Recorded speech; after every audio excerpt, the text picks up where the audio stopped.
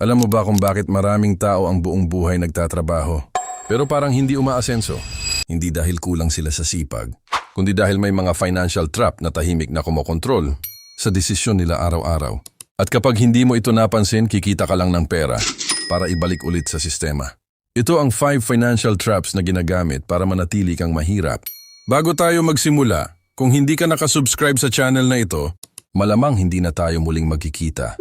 Pero kung subscriber na kita, congratulations. Hindi ka lang basta nanonood, sinasanay mo ang sarili mong mag-isip tulad ng taong marunong gumawa ng mas matalinong desisyon sa pera. Una, ang lifestyle trap. Isa ito sa pinakatahimik na dahilan kung bakit maraming tao ang hindi umaasenso kahit tumataas ang kinikita nila. Dahil sa tuwing nadadagdagan ang kanilang pera, nadadagdagan din ang kanilang pangangailangan. Mas mataas na sahod, mas bagong cellphone, mas malaking kita, mas mahal na lifestyle. Mas maraming pera, mas maraming bagay na kailangang bayaran. At dito nagsisimula ang tinatawag na lifestyle inflation. Yung dating luho na minsan mo lang binibili, unti-unting nagiging normal na gastos. Yung dating gusto mo lang, nagiging pakiramdam mo kailangan mo na. At ang delikado dito, hindi mo napapansin na hindi na ikaw ang kumokontrol sa pera mo. Ang lifestyle mo na ang kumokontrol sa'yo. Maraming tao ang nahuhulog dito dahil gusto nilang patunayan sa mundo na umangat na sila. Gusto nilang makita ng iba na successful sila. Pero ang masakit na katotohanan, mas maraming tao ang mukhang mayaman kaysa totoong mayaman. Dahil madaling bumili ng simbolo ng tagumpay, pero mahirap bumuo ng tunay na yaman. Pwedeng bumili ng mamahaling gamit-gamit ang utang. Pwedeng magmukhang successful gamit ang pera na hindi mo pa kinikita. Pero ang totoong financial freedom ay hindi nasusukat sa mga bagay na pinapakita mo. Nasusukat ito sa gaano katagal kang mabubuhay kapag tumigil ang income mo.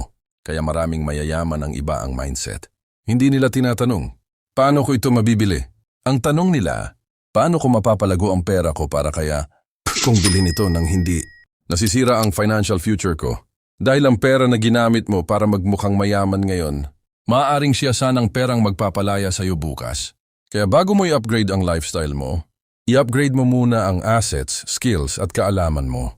Dahil ang tunay na yaman, hindi yung maraming nakakakita na meron ka, kundi yung meron kang kalayaan kahit walang nakatingin. Pangalawa, ang consumer trap.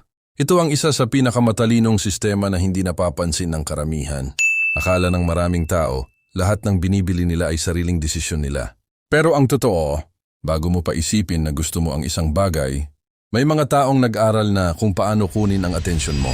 Bilyon-bilyong halaga ang ginagastos ng mga kumpanya para maintindihan ang psychology ng tao. Anong kulay ang mapapansin mo? Anong salita ang magpapakilos sa'yo? Anong emosyon ang magtutulak sa'yo para bumili? Dahil sa mundo ng negosyo, hindi lang produkto ang binibenta. Binibenta ang pakiramdam. Ang pakiramdam na magiging mas masaya ka, mas attractive, mas mataas ang tingin ng ibang tao sa'yo. At dito pumapasok ang consumer trap. Kapag naniwala ka na ang bawat lungkot, insecurity, o problema ay may katapat na bibilhin, unti-unti kang nagiging alipin ng paggastos. Pagod ka sa trabaho? Bili ka, deserve mo yan. Nalulungkot ka? Bilhin mo ito, sasaya ka. Nainggit ka sa nakikita mo online? Kailangan meron ka rin yan. Hindi mo namamalayan, hindi ka na bumibili dahil kailangan mo. Bumibili ka para punan ng emosyon na hindi mo kayang kontrolin. At ito ang malaking pagkakaiba ng marunong humawak ng pera. Ang ordinaryong tao kapag nakakuha ng pera iniisip, ano ang pwede kong bilhin? Pero ang taong may financial discipline, nagtatanong, ano ang pwede kong gawin para lumago ito? Dahil ang pera ay parang sundalo. Pwede mo siyang ipadala para ipaglaban ang future mo. O pwede mo siyang mawala sa laban na hindi naman mahalaga. Hindi masama bumili ng gusto mo. Pero siguraduhin mo na ikaw ang gumagawa ng desisyon. Hindi ang advertisement. Hindi ang inggit. Hindi ang emosyon. Dahil kapag hindi mo kontrolado ang sarili mong kagustuhan, palaging may ibang taong kikita mula rito. Pangatlo, ang salary trap. Ito ang paniniwala na itinuro sa karamihan mula pagkabata. Mag-aral ng mabuti, humanap ng magandang trabaho, kumita ng malaking sahod, at magiging matagumpay ka. Pero ang tanong, bakit maraming tao ang may trabaho, may regular na sahod, at ilang dekada nang nagtatrabaho, pero pakiramdam nila nagsisimula pa rin sila?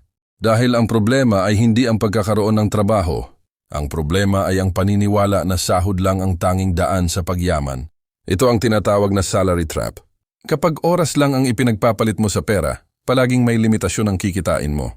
Dahil kahit gaano ka katalino, kahit gaano ka kasipag, Pare-pareho lang tayong may 24 oras sa isang araw. At kapag tumigil ka, tumitigil din ang kita mo. Dito naiiba ang mindset ng maraming taong marunong sa pera. Hindi lang nila tinatanong, magkano ang kikitain ko? Ang tanong nila, paano ko gagamitin ang kinikita ko para gumawa ng panibagong pagkakakitaan? Dahil ang sahod ay hindi dapat maging huling destinasyon. Ito dapat ang unang kasangkapan para makabuo ng mas malaking oportunidad. Maraming tao kapag sumahod, ang plano agad ay paano ito gagastusin.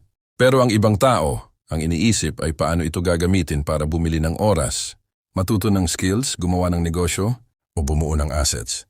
Dahil ang pinakamalaking pagkakamali ay hindi ang pagiging empleyado. Ang pagkakamali ay ang manatiling umaasa sa iisang pinagkukunan ng pera habang buhay. Isang tanggalan, isang problema, isang hindi inaasahang pangyayari. Pwedeng mawala ang seguridad na akala mo permanente. Kaya ang tunay na financial growth ay nagsisimula kapag nagbago ang tanong mo. Mula, paano ako kikita ng mas malaking sahod? Papunta sa, paano ako gagawa ng sistema na kikita kahit hindi ko laging ipinagpapalit ang oras ko? Dahil ang pera na kinikita mo ngayon ay pwedeng mawala. Pero ang kaalaman kung paano gumawa ng pera ay isang bagay na hindi madaling kunin sa'yo. Kaya gamitin ang trabaho para bumuo ng kinabukasan. Huwag hayaang trabaho lang ang maging buong kinabukasan mo.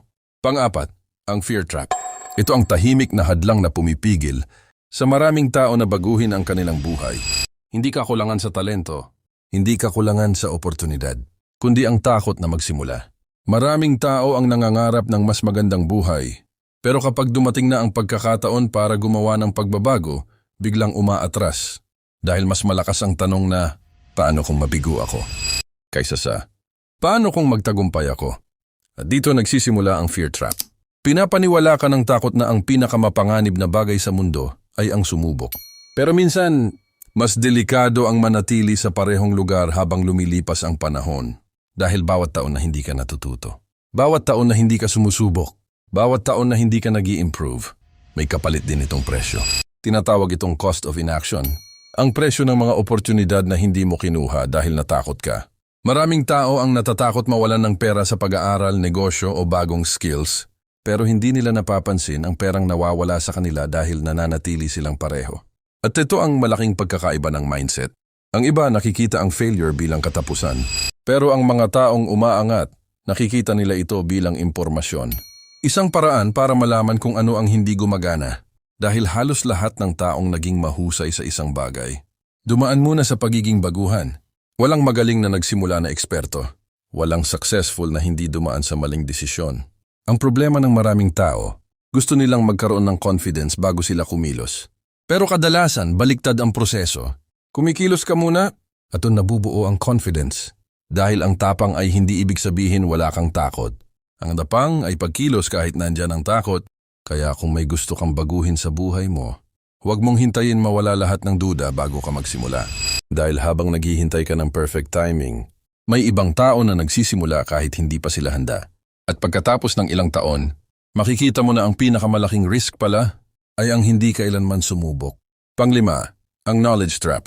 Ito ang isa sa pinakamapanganib na bitag dahil hindi mo agad mararamdaman. Ang epekto nito, kapag nawalan ka ng pera mapapansin mo. Kapag tumaas ang presyo ng bilihin, mararamdaman mo.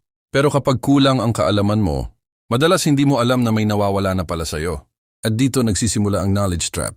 Maraming tao ang naniniwala na kapag marunong kang kumita ng pera, marunong ka na rin humawak nito.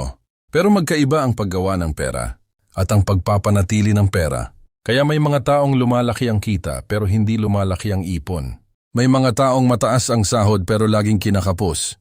Dahil ang problema ay hindi palaging kung magkano ang pumapasok, kundi kung paano mo pinapamahalaan ang pumapasok. Marami sa atin ang tinuruan kung paano magtrabaho para sa pera, pero kakaunti ang naturuan kung paano pagtrabahuhin ang pera. Kaya ang ibang tao, kapag may extra income, unang iniisip, ano ang mabibili ko? Pero ang taong may financial knowledge nagtatanong, ano ang matututunan ko o mabubuo ko gamit nito? Dahil ang pera na walang kaalaman ay madaling mawala. Parang binigyan ka ng sasakyan pero hindi ka tinuruan magmaneho.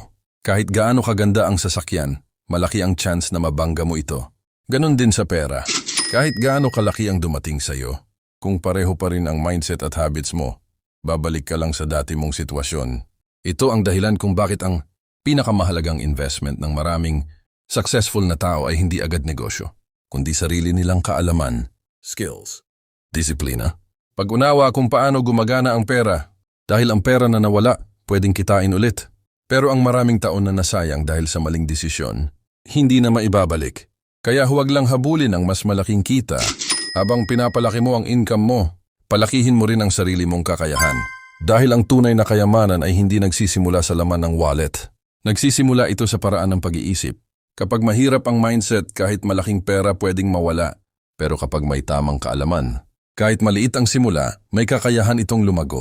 Sa huli, hindi ang pera ang tunay na naghihiwalay sa mga umaangat at naiiwan, kundi ang paraan kung paano nila iniisip, ginagamit at pinoprotektahan ang pera nila.